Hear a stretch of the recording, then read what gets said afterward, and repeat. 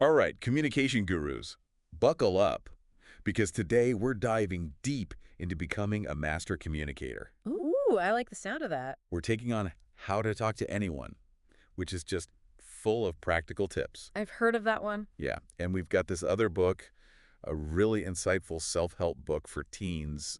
Surprisingly, it kind of echoes a lot of the same ideas. Interesting. Yeah, so we're going to see those parallels. Cool. So ready to unlock these communication secrets. Absolutely. Let's do it. Okay, so both of these books highlight something that I think is super important. Okay.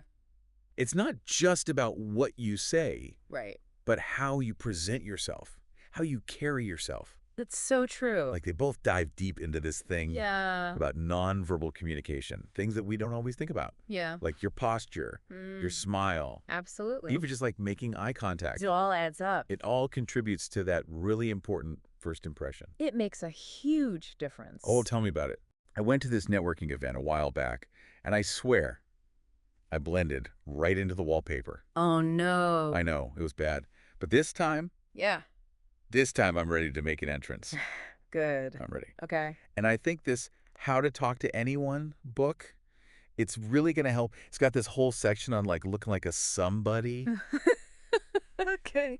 And they even have this visualization trick. Okay.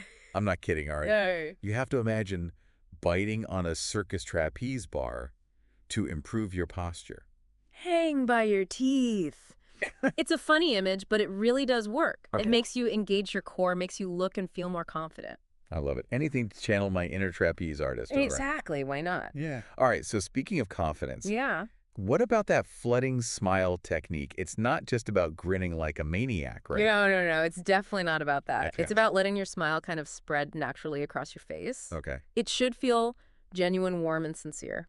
And actually, both books highlight the importance of what they call making a mood match.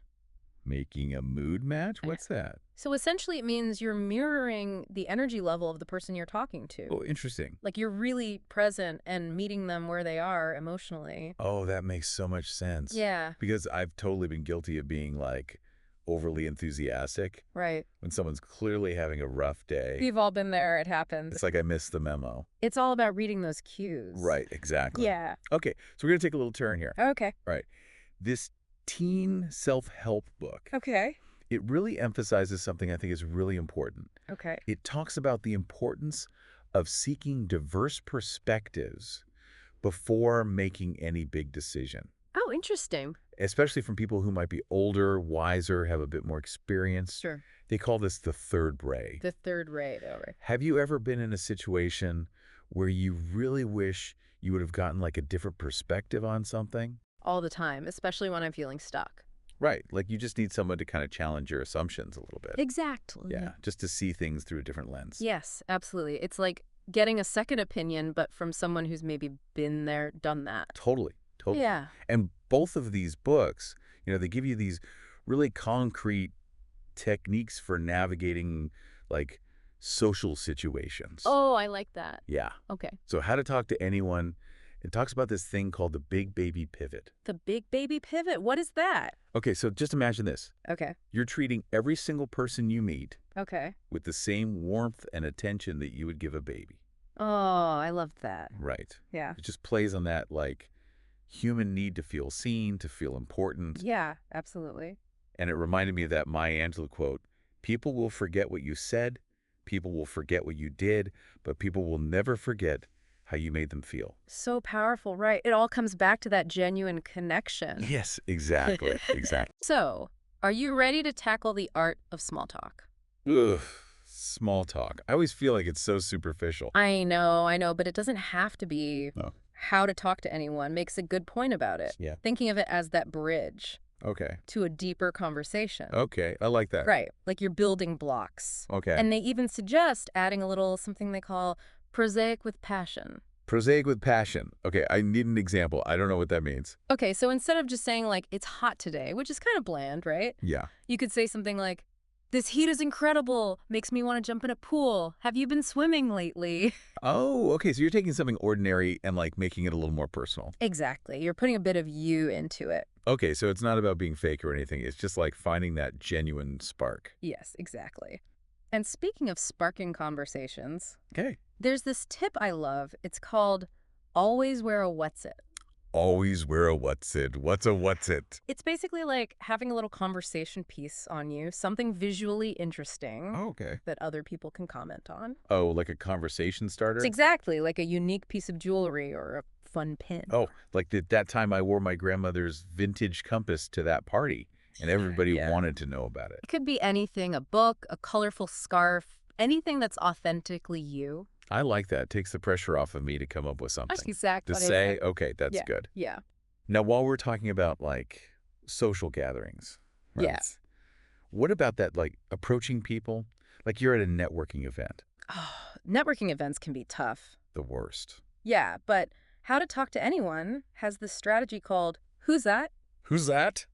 It's a good one. So it's all about asking the host Oh, or a mutual friend okay. for an introduction. Oh, that's smart. Right.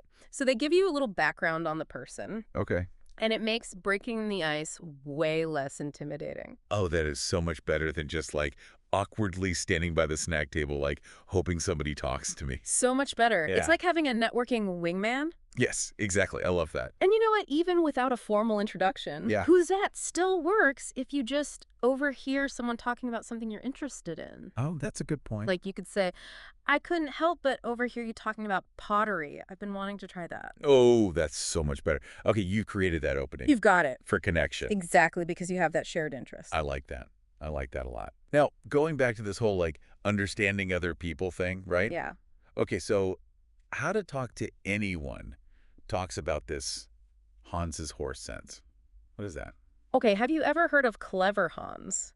Clever Hans. He was a horse, Yeah. and people thought he could do math. Wait, a mass horse. Okay, I need details. What is this? So back in the early 1900s, Okay. people were convinced that Hans could solve these complex equations just by tapping his hoof. What's Crazy, right? Okay. Turns out he was actually picking up on these really subtle cues from his audience. So he wasn't really like doing math. No, but he was a genius at reading people. Oh my gosh. Right. He could sense their anticipation, their body language. Wow, okay. When he was getting close to the right answer, it's amazing. So what's the takeaway for us? Like how does this apply to, being a better communicator?